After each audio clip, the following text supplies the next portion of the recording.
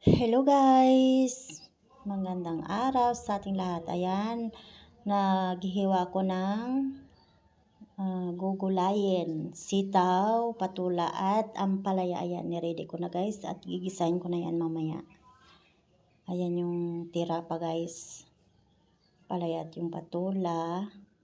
At meron din po kaming papaya. Tira din po yan kahapon. Ayan, nagpakulo ako ng tubig guys para ilagay dun sa thermos namin. Wala kasi kaming takore guys kaya sa kaldero lang. Ayan yung nag-iisang bunga ng aming ampalaya. Kauna-unahang bunga niya yan guys. Yung ampalaya na yan. Kumapit talaga siya. Kasi sabi ko, kapit bes! Ayan din ang kauna-unahang bunga din ng aming miracle fruit. Nag-iisa lang din yan. Ayan, medyo malaki na siya guys. At ayan, bagong tanim ko na aloe vera. Ayan yung mga tanim ko guys. Nalagay ko dito sa harapan ng bahay namin. Yan, snake plant. Kasi sabi, swerte daw to sa harap ng bahay. Itanim mo dito sa malapit sa main door. Sabi lang yun. Try lang. Malay mo, swertihin nga no. Ayan naman yung papaya. Dito sa gilid ng aming bahay guys. Medyo maliit pa yung mga bunga. Hindi pa pwede kunin. Kasi maliit pa siya. Hindi pa pwede gulayan yan guys. Yan guys. Sa gilid ng bahay namin yan guys. At yan naman na yung kamatis. Medyo mag-uumpisa na rin siya magbulaklak guys. Malalaki na siya. Yan yung okra. Yan yung okra tanim namin guys. Medyo pwede na.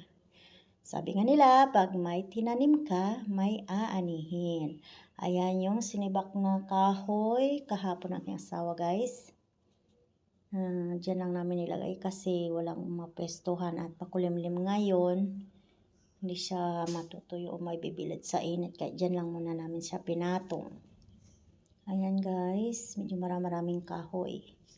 Ayan naman ang gabi namin. Medyo maganda yung tubo niya guys. Yung gabi namin. Ayan, buhay na buhay sila guys.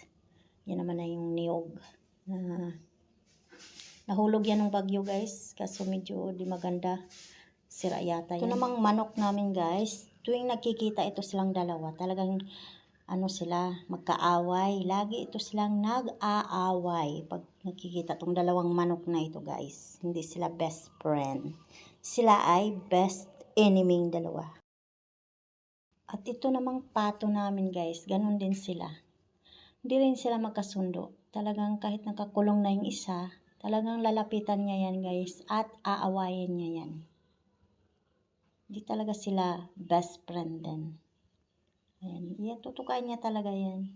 Siya talagang pupunta doon para awayin niya yung mga nakakulong. Talagang yung pato na yan ay palaaway. So guys, hanggang dito na lang tayo guys. Paki-subscribe sa aming channel. Paki-like, share, and comment. Thank you po for watching. God bless. Ingat po ang lahat. Bye-bye.